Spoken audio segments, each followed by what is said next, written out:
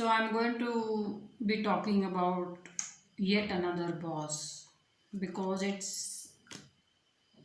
I have made a certain learning and it's made me understand certain things in a better way.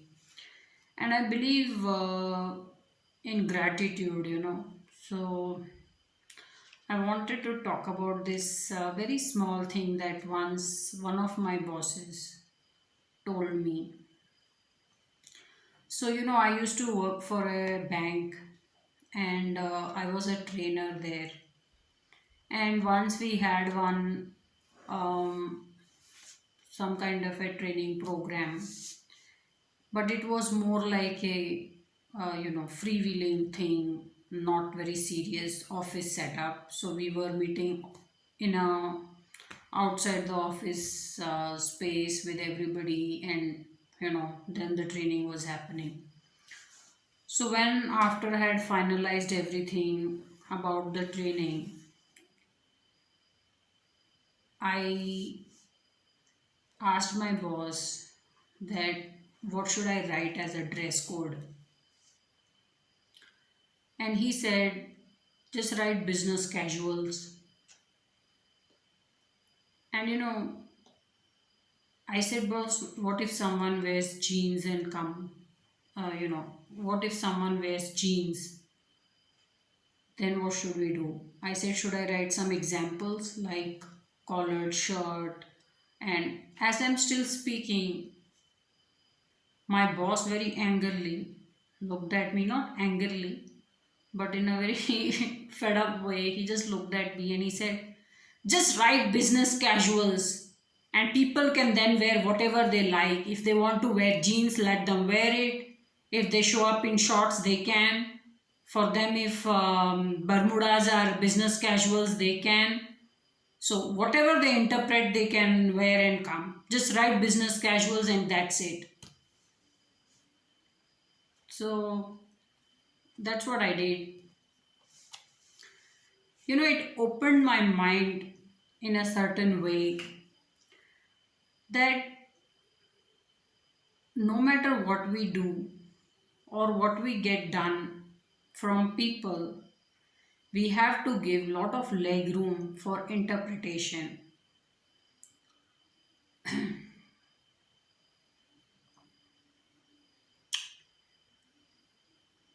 Of course, there should be enough said that things don't go wrong, but then after a point, you have to just leave it to people's interpretation. So, when the training happened,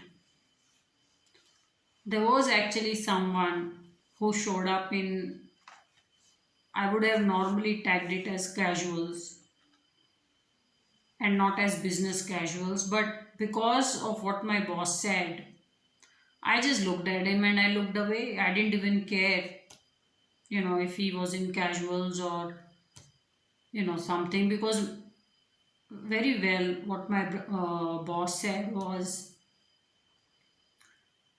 just write business casuals. It is understood as a term, but if someone still wants to make a larger interpretation of it, and then let it be. So, giving a free hand is very important to people.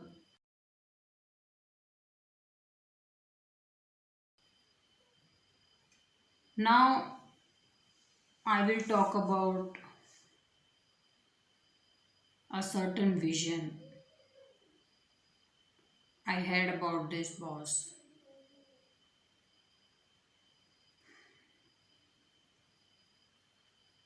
You know, I think I have said this before.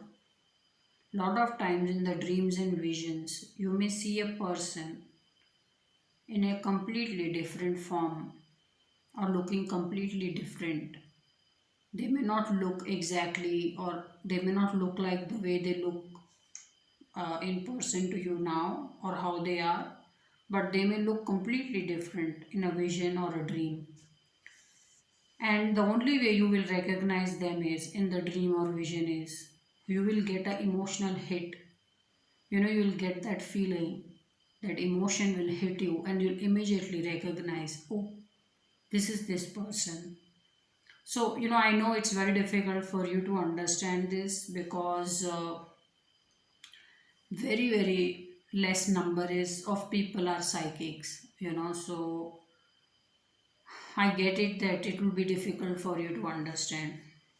Anyhow, so the dream I had was, you know, this is, I saw one dog.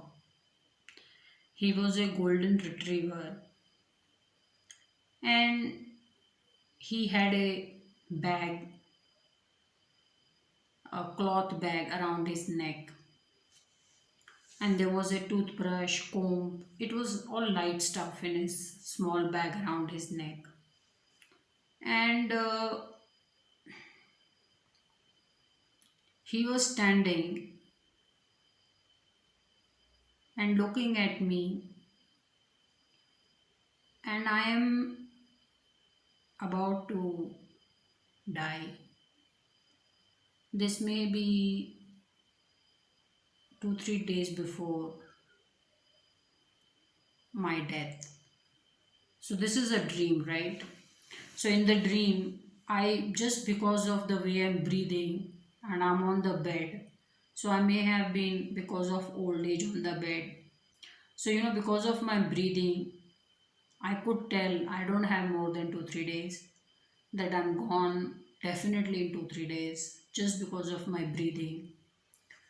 And this golden retriever with a cloth bag around his neck with all small necessities like a comb, toothbrush, and there were other things also, but I just saw these two things in the bag. There were some more things in the bag. So he had the golden retriever had gone and done some shopping for me. And I've never been a pet owner, and I don't know how intensely a human feels for his pet or his or her pet. At that moment, I had felt intense love for him.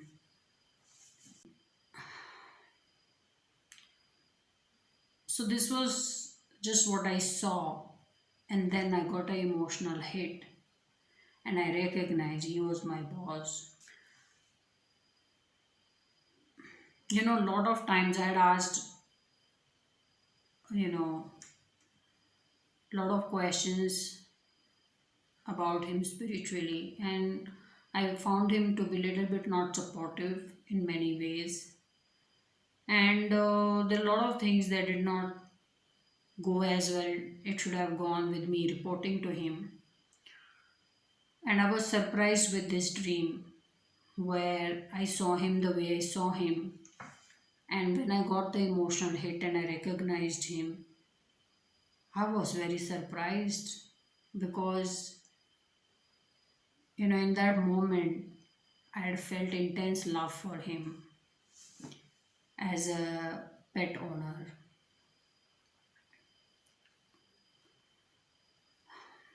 So, I talk about a lot of spiritual titles and all the spiritual titles that I hold. But there are people who are also very divine and have a certain spiritual side to them. I will tell you this, that if you are very good, this universe will also start working for you in many ways. So I found it very enlightening that my boss had such a high spiritual title. And if we don't keep a good mind and we keep a mind of judgment, some would say that, oh, she's talking about her boss as a dog. No. If you go there, you're very, very wrong. I'm just talking about his spiritual stature, which was very high. And I recognized one quality about him in that dream, that he was amazingly dependable.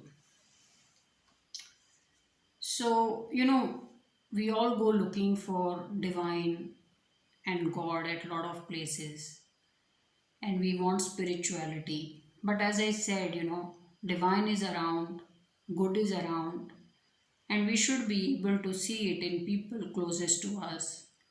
But then there may not be as many, but there are a lot of people who are very, very good and they have a divine energy about them. So, this is what I wanted to talk about. See, another thing I wanted to tell about interpretation is that when we talk about interpretation, you can't stitch the interpretation to the last T, because it makes people's life hell. And a lot of times now I see that people are bound by religion so much that they don't give freedom to people to practice it their way or interpret it their way. See, I'm personally amazingly spiritual, and I have certain stand about things, that lot of things spiritually or religiously should not happen.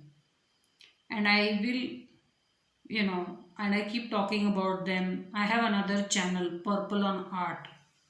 You should listen there. I put some other vlogs about how I think about current affairs and stuff like that.